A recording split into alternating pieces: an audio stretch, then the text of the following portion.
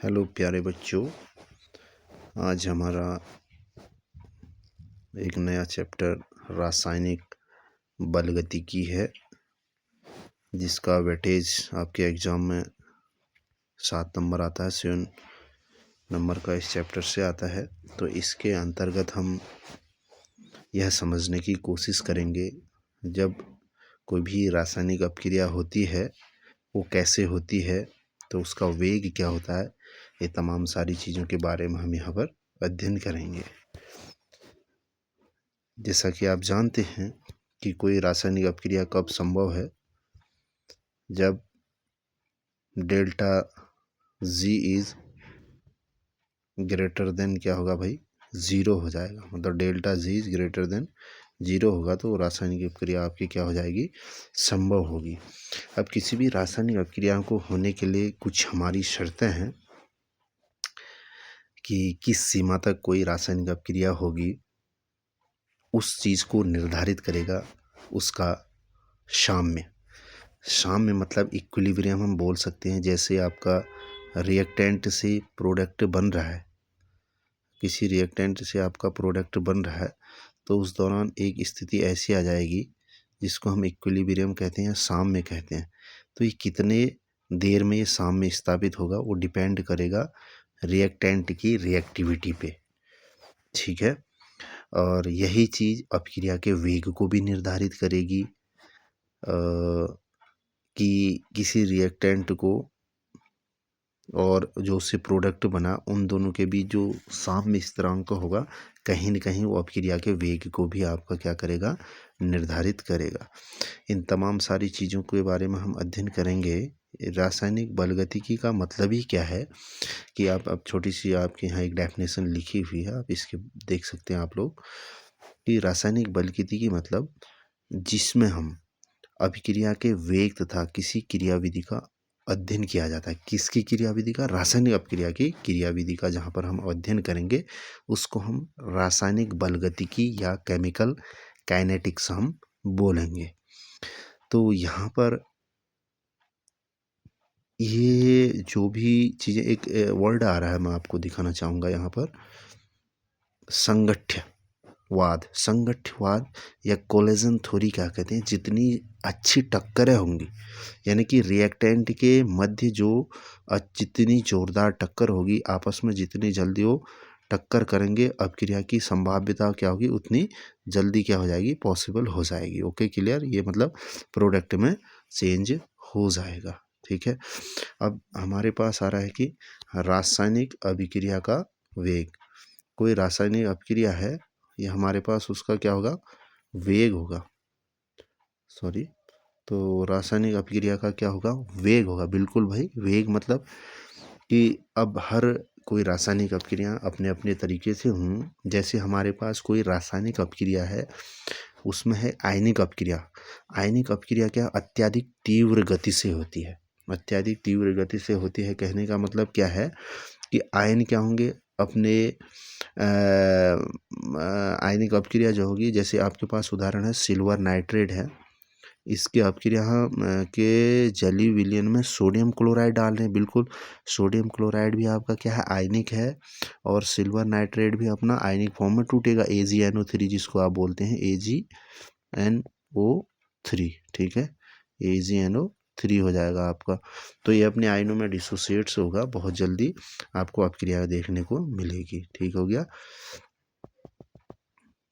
यहाँ पर इस तरह से हम देखेंगे तो अपक्रिया बहुत शीघ्र होगी। हो सकता है कोई ऐसी रासायनिक अपक्रिया है, कुछ अपक्रियाएं जो होती हैं बहुत मंद गति से होती हैं, जैसे वायु एवं आर्द्रता की उपस्थिति में लोहे का जंग लगना। आप जानते हो लोहे की कोई भी रॉड है या कोई भी आप वस्तु अगर छोड़ देते हैं तो उस पर क्या लग जाता है, जंग लगना स्टार्ट हो जाता है, ठीक हो गया।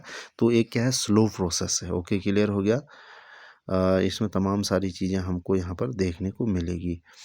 आइए, जैसे यहाँ पर एक वर्ड आया है अपक्रिया का, आपने देखा रिएक्टेंट किस में चेंज हो रहा है भाई, रिएक्टेंट किस में चेंज हो रहा है आपका, यानी कि अभिकारक जो है उत्पाद में परिवर्तित हो रहा है। ये आपका क्या है, अभिकारक है, और ये क्या हो गया, उत्पाद में चेंज हो गया। यानी कि जो आपने मटेरियल लिया था उससे कुछ बन के आपको मिल रहा है, तो उसमें हमारा क्या लगेगा, कुछ समय लगेगा। और जो रिएक्टेंट है इसमें भी परिवर्तन आएगा। इनिशियली आपके पास कोई चीज़ 100% थी, आफ्टर सम टाइम, कुछ समय के बाद इसमें चेंजिंग आया, तो ये होगी घट करके 80% होगी। ओके, क्लियर हो गया नहीं, 100% से 80% होगी। न कहीं उसके रिएक्टेंट के कंसंट्रेशन में जो सांद्रण है उसमें भी चेंज देखने को आपको मिलेगा। और प्रोडक्ट इनिशियली आपका जब अपक्रिया टी इक्वल टू जब जीरो होगा, अपक्रिया प्रारंभ नहीं हो रही होगी, तो ये भी क्या होगा, आपका प्रोडक्ट उस समय जीरो हो जाएगा। ठीक हो गया। तो प्रोडक्ट में क्या हो रही है भैया, जब आपका टी बढ़ते जाएगा, टी माना मैंने बोला कि 5 सेकंड बाद, मैं रासायनिक अपक्रिया के लिए बोल रहा हूँ, 5 सेकंड, तो यहाँ पर क्या होगा, तो रिएक्टेंट में कमी आएगी और प्रोडक्ट के जो क्वांटिटी होगी उसमें, प्रोडक्ट की मात्रा में वृद्धि हो जाएगी। तो इन चीज़ को हम हल्का सा समझते हैं, आइए कोशिश करते हैं। तो जो आपका यहाँ पर देखो लिखा भी है, आर में ह्रास होने की दर। आर मतलब आपका क्या है मेरे बच्चों, अभिकारक है। क्या है आपका, आर क्या हो जाएगा आपका, अभिकारक। ठीक है, आर क्या है आपका, अभिकारक हो जाएगा। तो अभिकारक में जब कोई रासायनिक अपक्रिया प्रारंभ हो जाएगी, होने शुरू हो जाएगी, तो उसमें कमी आएगी। ह्रास का मतलब आप बोल देंगे कि उसकी जो मात्रा ली थी उसमें कमी हो जाएगी, वो घटने लग जाएगा। आर की सांद्रता में ह्रास बट्टे समय, बिल्कुल भैया, जो ह्रास होगा उसमें कुछ समय लगेगा। तो हम इसको रासायनिक अपक्रिया के रूप में अगर हम दिखाएंगे, तो उसके आगे हम ह्रास हो रहा है ना, कमी हो रही है, तो माइनस का साइन लग जाएगा। तो delta R upon delta T. तो ये आर जो आपको दिख रहा है ना ब्रैकेट में, सांद्रण में कमी हो रही है, इसको कंसंट्रेशन बोलते हैं, सांद्रण में कमी हो जाएगी। उस कमी होने में जो समय लगेगा उसको नीचे लगेगा। ऐसे ही भैया पी में वृद्धि, पी मतलब आपका क्या है, जो उत्पाद बना उस उत्पाद में क्या होगी, कुछ समय बाद क्या हो जाएगी, वृद्धि हो जाएगी। तो पी की सांद्रता में वृद्धि बट्टे समय, भैया जब कहीं पर क्या होगी, वृद्धि होगी, तो हमेशा आप पॉजिटिव का साइन लगाएंगे और डेल्टा लिखेंगे, सांद्रण पी यानी कि ब्रैकेट के अंदर पी अपॉन टी लिख लेंगे। इसको समझ में आ गई बात आपको। अब थोड़ा सा हम और आगे बढ़ते हैं, हम कोशिश करेंगे और आगे बढ़ेंगे। तो यहाँ पर आर हमेशा आपका क्या होगा, ऋणात्मक होगा, पी हमेशा क्या हो जाएगा मेरे बच्चों, धनात्मक हो जाएगा। ठीक है, अब हमने एक वर्ड पढ़ा कि अभिक्रिया का वेग। अब भाई अभिक्रिया का वेग है, उसका कुछ न कुछ क्या होगी, उसकी इकाई होगी। बिल्कुल भैया, इसकी क्या होगी, इकाई होगी। अब इसमें जैसे हम पढ़ेंगे तो अभिक्रिया का वेग, वेग मतलब क्या होगा आपका, सांद्रता क्या हो जाएगी, वेग, वेग बराबर सांद्रता, सांद्रता बट्टे क्या हो जाएगा आपका, उसमें जो समय लगेगा। ठीक हो गया, समय भी तो लग रहा है ना, मतलब उसके वेग में जो समय लगा, सांद्रता बट्टे समय हो जाएगा। अब सांद्रता क्या होगी भैया, सांद्रता होगी मोल प्रति लीटर। मोल प्रति लीटर में आपकी क्या होगी, सांद्रता होगी मोल, इधर मोल है, ये मोल प्रति लीटर। ठीक है, मोल प्रति लीटर बट्टे समय जो होगा वो समय होगा सेकंड में, समय क्या होगा, सेकंड में हो जाएगा। क्लियर हो गया। तो ये हो जाएगा आपका इस तरह से। तो उसका जो मात्रक बनेगा हमारे पास वो क्या हो जाएगा, यहाँ पर लिखा भी है मोल लीटर इनवर्स। फिर हम आगे बढ़े, क्योंकि ये तो सांद्रता का मात्रक है यहाँ पर। फिर यहाँ पर जो लिखा गया है मैं आपको दिखाता हूँ थोड़ा सा,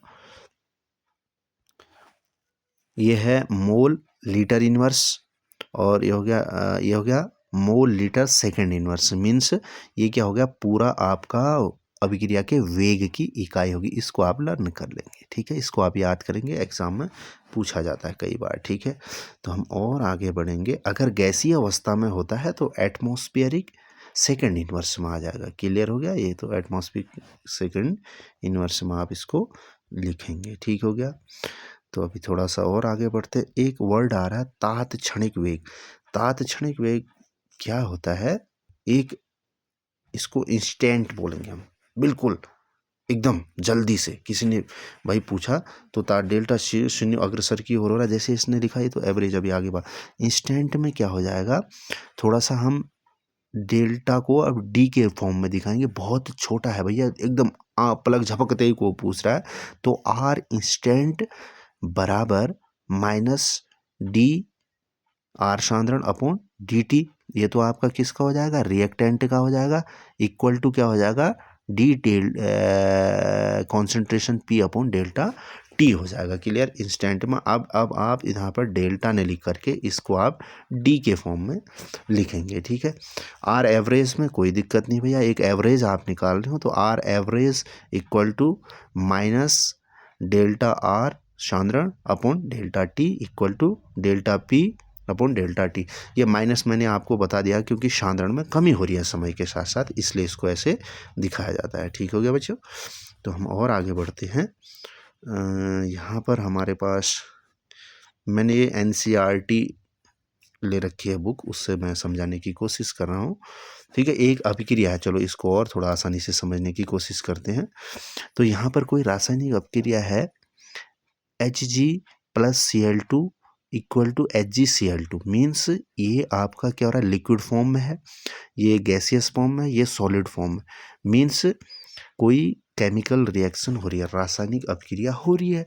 तो अभिक्रिया हो रही है तो उस दौरान आपका क्या होगा भैया, देखो बेसिकली अभिक्रिया का वेग को आप कैसे लिखेंगे, माइनस डेल्टा Hg का सांद्रण अपॉन dt, बिल्कुल भाई Hg के सांद्रण में परिवर्तन हो रहा है समय के साथ।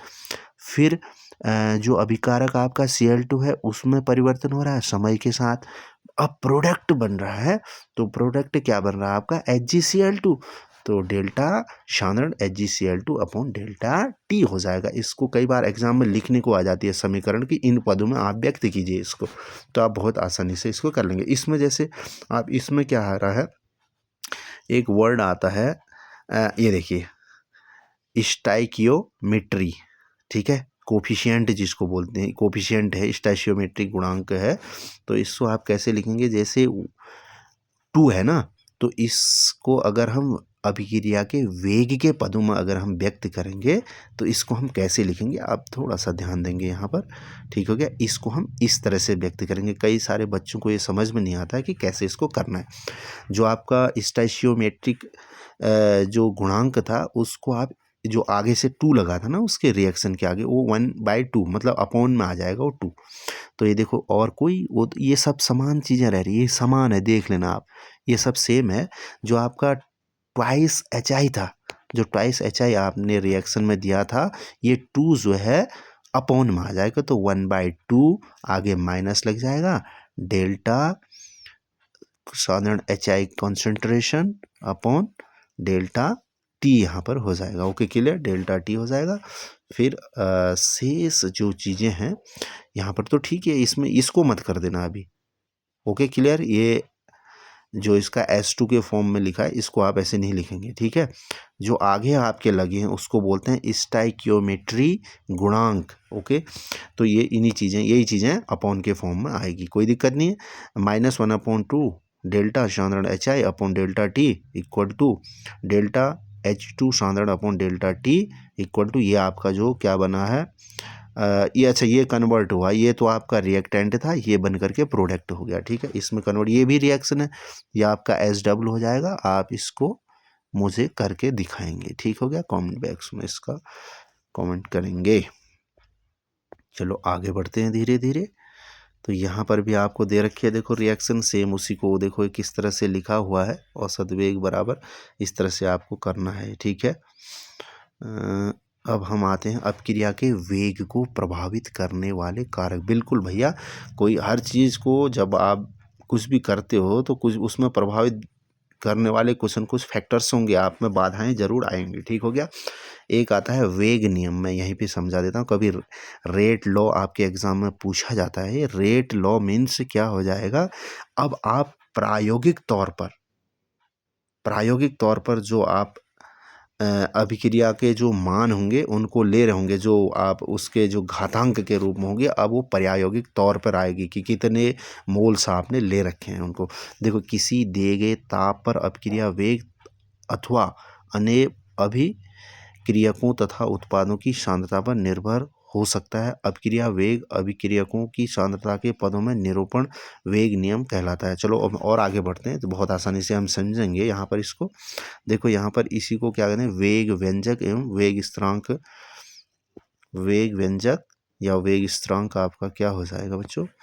देखो, कोई रासायनिक अभिक्रिया होगी, ए के ए मोल है एंड बी के बी मोल्स हो जाएंगे, उसका जब आपका क्या बनेगा, उत्पाद बनेगा सी के सी एंड डी के डी मोल्स, इस फॉर्म में आप लिखेंगे। ओके, क्लियर हो गया। ये क्या है, उत्पादों के स्टाइकियोमेट्रिक गुणांक हैं। जैसे हम ए का मतलब हो सकता है भैया 1 भी हो सकता है, 2 3 एंड सोन कुछ भी हो सकता है, ठीक है। अब हम वेग इज डायरेक्टली प्रोपोर्शनल टू किसका सांद्रण हो जाएगा ये, तो ये चीज़ें क्या हो जाएगी, वेग इज डायरेक्टली प्रोपोर्शनल टू ए की पावर एक्स बी की पावर वाई, मीन्स इनको हम बात कर रहे हैं। तो ये क्या है, वेग व्यंजक से जो हम ले रहे हैं, जो हमने वेग नियम पढ़ा उसके आधार पे एक्स और वाई क्या है, एक्स और वाई स्टाइकियोमेट्रिक क्या है, स्टाइकियोमेट्रिक गुणांक हैं, जहाँ पर ए और बी लिया गया, ठीक है। ये समान भी हो सकते हैं, ये भिन्न भी हो सकते हैं इनका मान। अब हम प्रायोगिक तौर पर इसको हम अध्ययन कर रहे हैं, तो यहाँ पर क्या आ जाएगा, वेग बराबर के एक हमने क्या ले लिया, स्थिरांक ले लिया, ए की पावर एक्स बी की पावर वाई। फिर हम और आगे बढ़ रहे हैं, तो हम एक इसको किस नियम से, वेग नियम से हम इसका क्या कर रहे हैं, अध्ययन। तो अब यहाँ पर क्या हो जाएगा, minus D R upon D T equal to, आपका मतलब ये क्या है, ये वेग है, ये जो D R upon D T है माइनस में, ये वेग है। तो इसको हम इस तरह से के इक्वल टू ए की पावर एक्स बी की पावर वाई में। ओके, क्लियर हो गया। फिर मतलब ये क्या कर रखा है इसका, ये सब चीज़ का कहने का मतलब अवकलन वेग समीकरण कहते हैं इसको। क्लियर हो गया, अवकलन वेग समीकरण हो जाएगी। तो यहाँ पर इस तरह से हो जाएगा। ये वेग नियम वह व्यंजक होता है जिससे किसी अपक्रिया के वेग को अभिक्रियकों की मोलर सांद्रता के पद पर कोई घातांक लगाकर व्यक्त किया जाए। बिल्कुल, ये बता तो दिया आपको, ठीक है, ये व्यक्त कर रहा है इस तरह से। तो ये आगे एक हमारे पास एक क्वेश्चन आ रही है, इसको भी हम सेम उसी फॉर्म में व्यक्त करेंगे। क्लियर हो गया। अब यहाँ पर मैं आपको दिखाना चाह रहा हूँ, ये देखो, ये वेग बराबर के NO की पावर 2 O2 हो जाएगा। ओके, क्लियर है। तो इस तरह से हो जाएगा। हम पढ़ रहे थे, ये देखो एक रिएक्शन यहाँ पर ली गई है। अब नॉर्मली तो आपको ऐसी दिख रही है, जब हमने इसको प्रायोगिक तौर पर किया, इसका हमने प्रैक्टिकली इसको करने की कोशिश की थी, तो Cl2 के हाफ क्या थे, यहाँ पर मोल्स लिए गए थे। Okay, clear. अब आती है सबसे महत्वपूर्ण, अभिक्रिया की कोटि। बहुत ही महत्वपूर्ण पॉइंट आ रहा है यहाँ पर, अभिक्रिया की कोटि किसे कहते हैं, वही घातों के योग को ही अभिक्रिया की कोटि कहते हैं। भैया यहाँ पर लिखा गया ना, एक्स प्लस वाई बराबर जो भी आपका बनेगा वही अभिक्रिया की कोटि कहलाएगी। Okay, clear. तो इन घातों का योग एक्स प्लस वाई अभिक्रिया की कुल कोटि को व्यक्त करता है यहाँ पर। ओके, क्लियर हो गया, ठीक है। तो इसको इस तरह से व्यक्त किया जाएगा।